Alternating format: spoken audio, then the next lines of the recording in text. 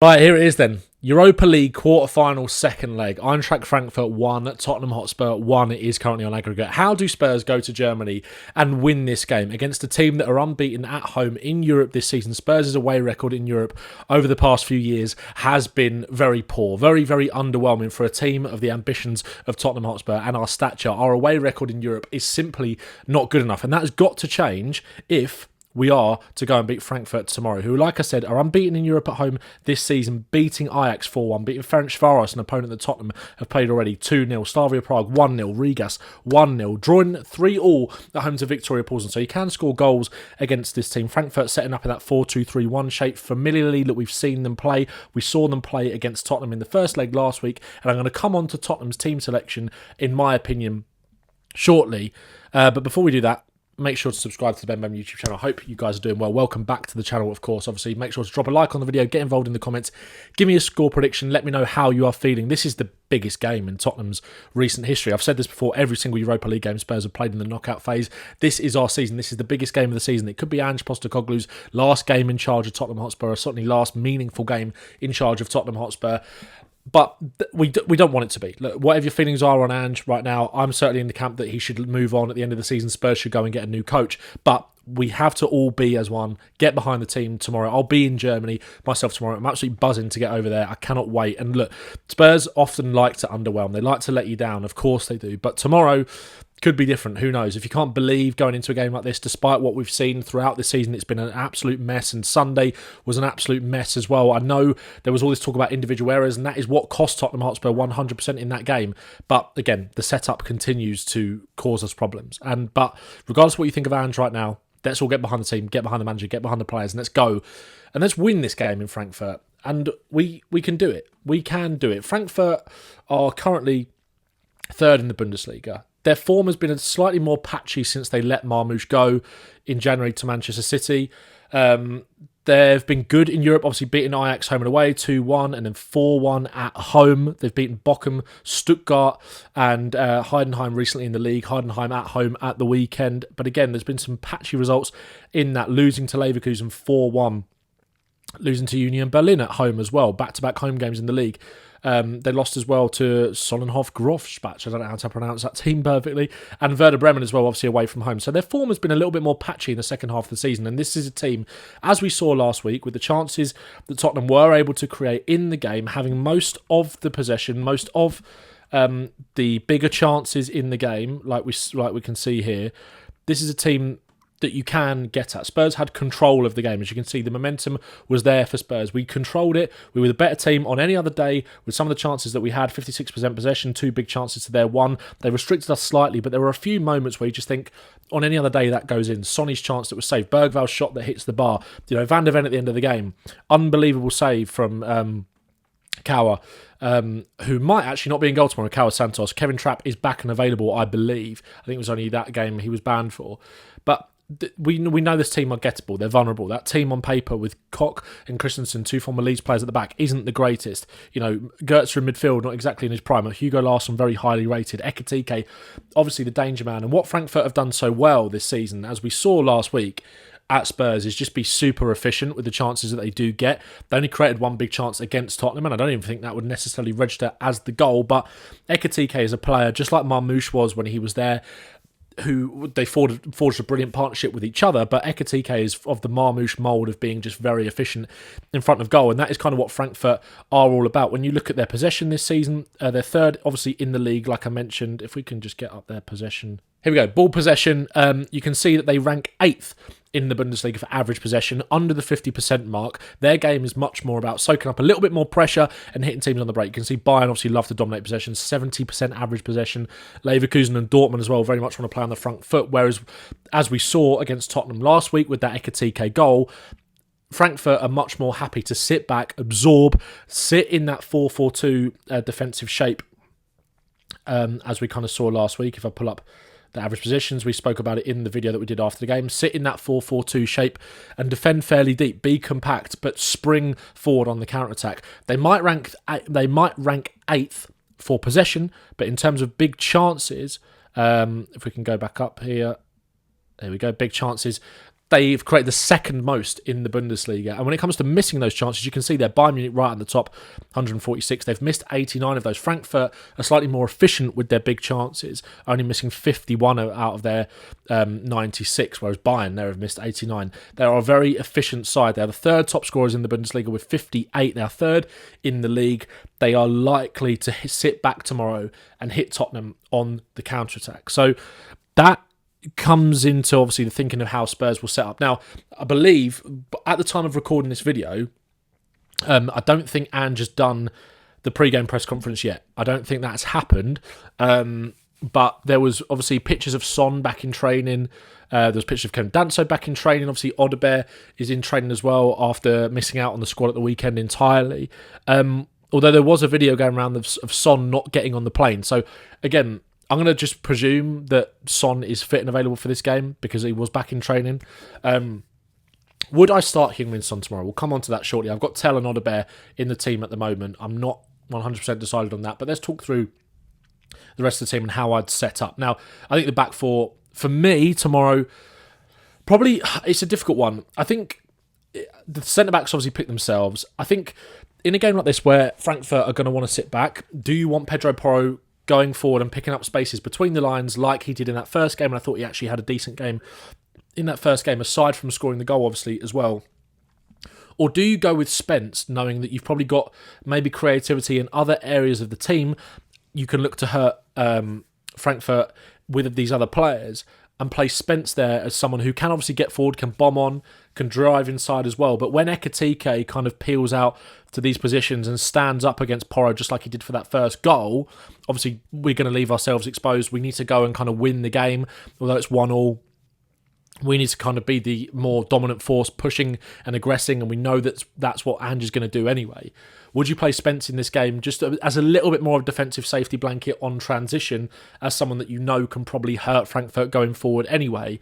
I would probably lean towards playing Spence and Udogie for that. I probably would. But I also wouldn't mind playing Porro and Spence, although I thought Udogie had a really good game in that first game against Frankfurt, can kind of drive forward. I thought it was much better.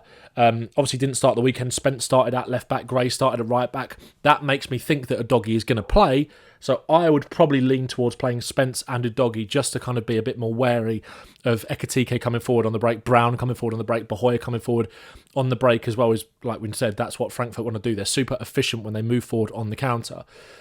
I think midfield as well, like obviously you're losing a little bit of creativity with Porro, so I'd make sure that Maddison is playing, despite obviously the fact that he started at the weekend, was one of the survivors from the Frankfurt game. I think for me, he would play. I think there's an argument to maybe go Sarr in there again for the legs when you're kind of coming the other way. I think Bentancur will definitely start. I think Bergvall will definitely start. They were obviously rested on the bench. Both came on against Wolves at the weekend, but I think they're both certainties. And I think I'd lean towards James Maddison as well over Pat Matasar, just as someone to help unpick the lock. And then kind of going forward then in that front line, I think it's kind of anyone's kind of guess as to the way that Ange might go tomorrow. Whether he goes with I haven't actually got Brennan Johnson on here either. We've got Dejan Kulusevski back as well. Does he risk Dejan Kulusevski from the start? He obviously came on against Wolves. There's a lot of options now for Ange to pick from. Ange was kind of a bit more coy on Decky starting last week when he spoke about it post game.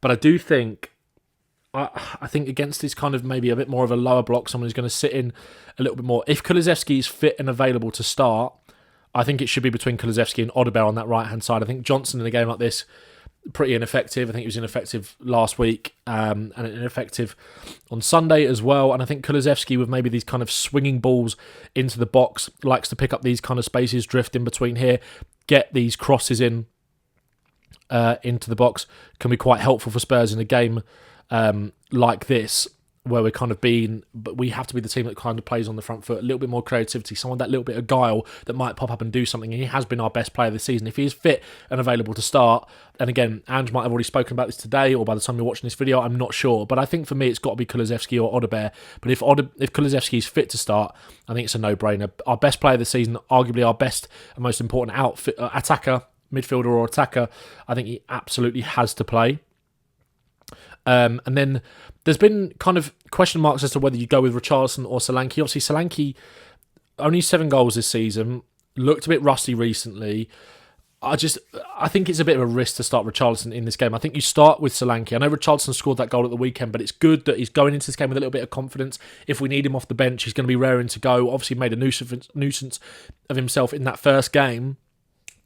I think Richarlison, I'd keep him on the bench if I'm being honest. I'd go with Solanke, and if Solanke's not doing it, you've got a striker there in Richarlison that is fresh off the back of scoring at the weekend that can come on and score, make a nuisance of himself. Again, maybe with Richarlison in this game, you could argue where it's a difficult one. I think I'll go with Solanke. I think both of them kind of offer. I think Solanke offers slightly more with his back to goal. He's going to be playing more, with his back to goal at times. With us kind of with the centre backs, them sitting a little bit deeper, not allowing him for as much space. He's going to kind of want to drop a little bit deeper, get on it, try and make things happen.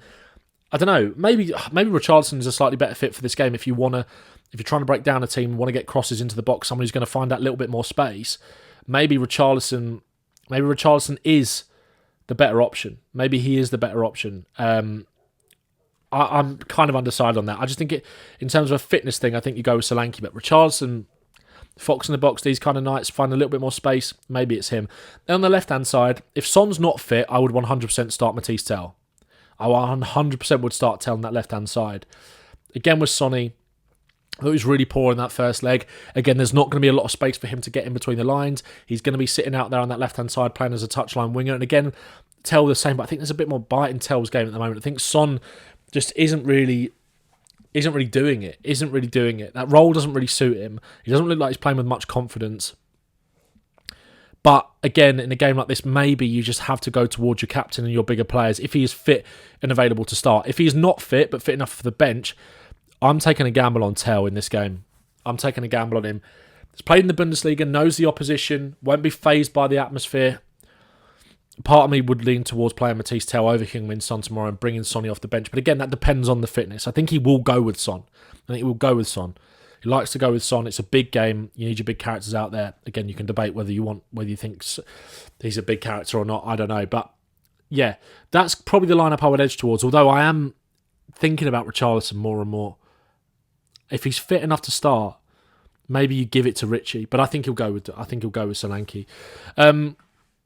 It's going to be a very tense game, I think. It's going to be very tense.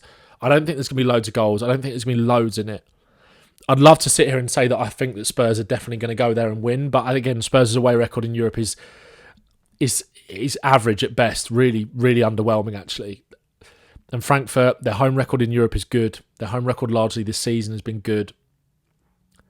It's going to be so tough. It's going to be really tough, but again, we're not playing well at the moment. We played all right in that second half against Frankfurt. I thought we did. We know that we can cause this team problems. We know that we can create chances. I'm looking at Bergvall stepping up tomorrow again, just like he did in the last game, being brave, taking shots from outside the box, like he did with that turn that we spoke about. It's crashing against the bar. I need to see Maddison on it. I need to see him create. I need to see him being so hungry to find pockets of space if he does play and make things happen. I need to see that back line switched on. I need to see us defending transitional situations better. I need that. I need to see that. That's what needs to happen. Put your differences and allegiances about the manager and the players aside for this game. It's our biggest game of the season. There is a real opportunity here for Tottenham to go and get to this Europa League final. Bodo Glimt is waiting for us. You'd imagine if they can hold out that 2-0 lead against Lazio. They've been very impressive this season, but that is so winnable for Tottenham. It is right there. We need to go and grab this game and go and make history. Go and win that trophy. It's right there for us. We need to go and perform tomorrow. Simple as that. Players need to be so up for it. I need to see this, obviously we've been playing better in Europe than we have in the league recently. And if we're going to be playing this poorly in the league, I need to see more effort, more application, more quality in these European games because this is the season on the line. This is it. This is Ange Postecoglou's reign on the line. It's everything on the line in this game. I'll be there in Germany. In terms of videos after the game, I'll probably try and put out just a quick roundup of my thoughts on YouTube, maybe on the Friday morning. I'm going to be in Germany basically all day Friday. So in terms of a breakdown, that won't happen until the Saturday. Again, keep an eye on my TikTok pages for more instant stuff. But I'll probably do a video on Friday when I'm in the hotel, whatever, summarising my thoughts. Let me know what you think in the comments. Let me know the starting lineup you go with. Let me know a score prediction. I'm going to go 2-1 Spurs, and I'm going to go, again, that's heart over head, but I'm going to go 2-1 Spurs. You've got to be heart over head in these big games.